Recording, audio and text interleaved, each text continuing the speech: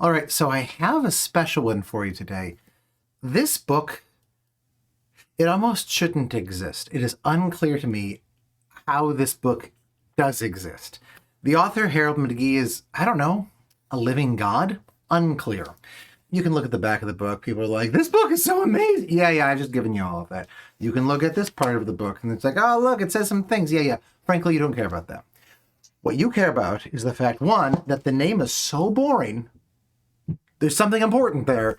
And also, just anytime that you flip it open and you look at here's the thing to do. Here's the actual thing to do. Go to the table of contents. It's near the beginning. No one has read all of this book. I mean, probably someone has, and you want to become friends with that person. But, go to the table of contents right here and look for something that particularly interests you. I'm going to pick chocolate because why the heck? Why not chocolate? Chocolate is near chapter 12.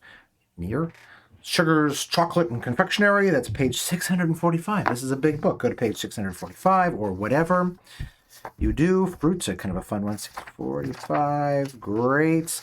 You get to this. You see, okay, there's a lot of things that are going on there. For example, there's the whole history of sugars and confectionery.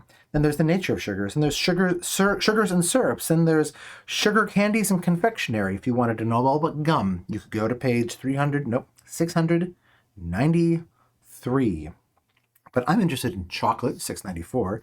Note that there's all these sections of this, like the history of chocolate, making chocolate, special qualities of chocolate, kinds of chocolate and cocoa's ingredients, tempered chocolate for coating and molding, chocolate and health. Get a lot of stuff like this. So, I don't know, go there. It's like around page 700 or something like this. And then what you want to do, once you've kind of aimed your sights on one of these things that seems interesting, you want to just go, holy crap, one human mind can contain all of this.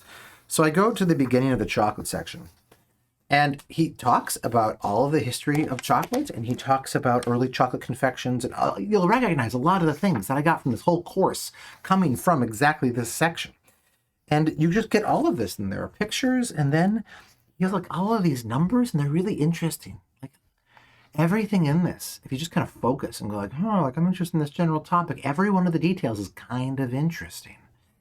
He has these tables that occur in the bottom, or various places in this, and just some pictures and diagrams of how you should understand what's going on the molecular scale.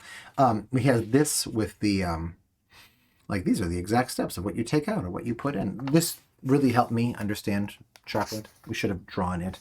Here's kind of the thing that we drew in the very first bit, the fat molecules. He doesn't draw them as Ys, he draws them as little chairs, which frankly I find more confusing. Mars is a simplification of that. Kinds of chocolate are near the end. He doesn't have ruby chocolate because that didn't exist when he wrote this. There's a little bit in the bottom of 705, chocolate cools the mouth, that I really wanted to include in a lesson and I was never able to. The amazing thing here, all of this information at some point or another resided in one dude's brain case. How is it possible to know this much about any subject? This man, I don't even know what he looks like. Okay, he looks like a normal dude. This guy is like a hero to all of us. Maybe we all can be as brilliant and as thoughtful and as knowledgeable at this.